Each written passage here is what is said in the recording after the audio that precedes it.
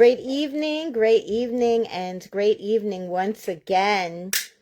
Tonight is the SONYA DUNGEE podcast pop-up episode number 215, celebrating 100 years of Black history all month long. Tonight, in episode 215, we pay tribute to Paul Laurence Dunbar.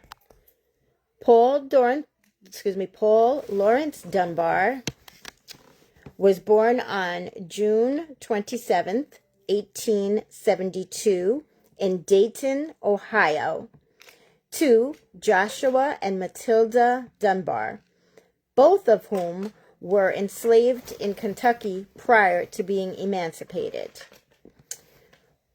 Throughout Paul's writing career, he noted the stories of slavery and plantation life shared by his parents.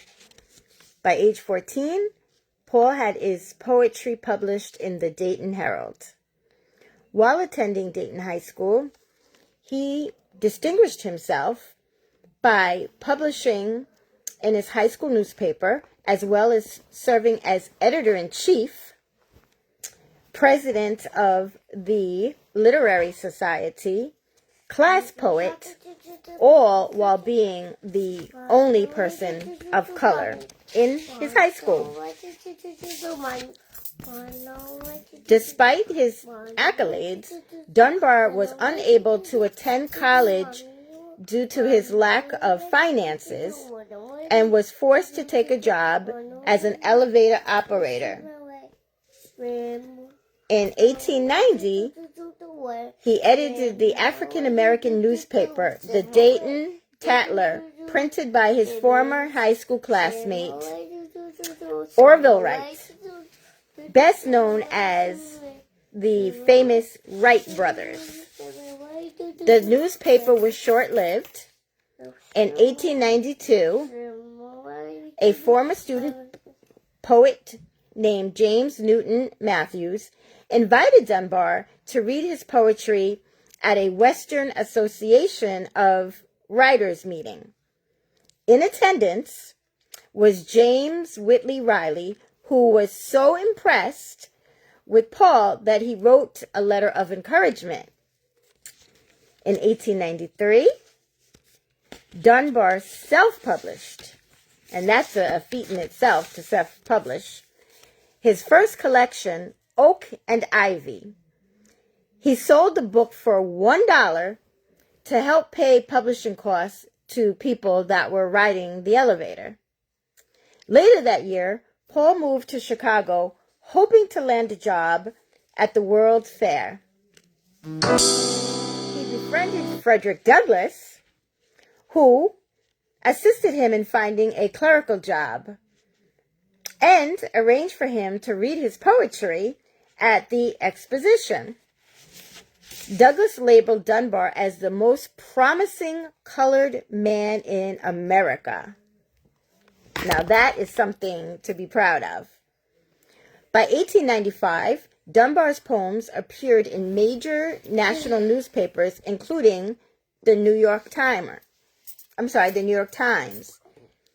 The noted novelist and critic William Dean Howells gave a favorable review as well.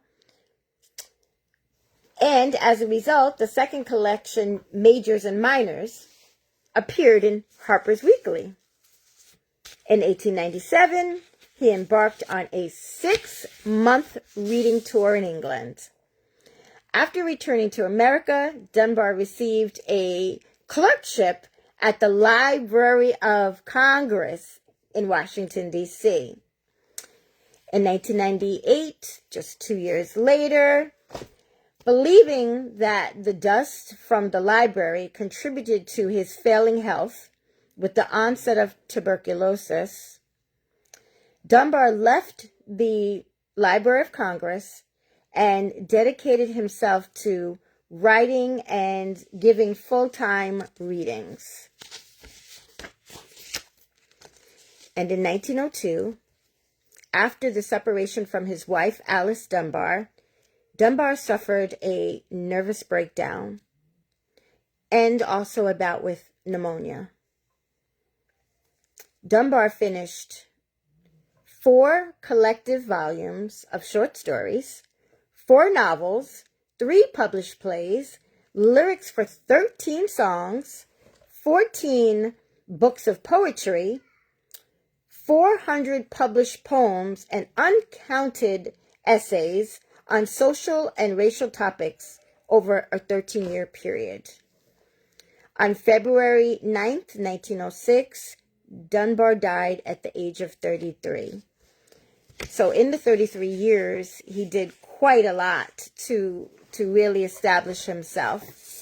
So that concludes tonight's celebrating 100 years of Black history all month long with a tribute to Paul Laurence Dunbar. Thank you for watching. Until we pop up tomorrow, bye for now.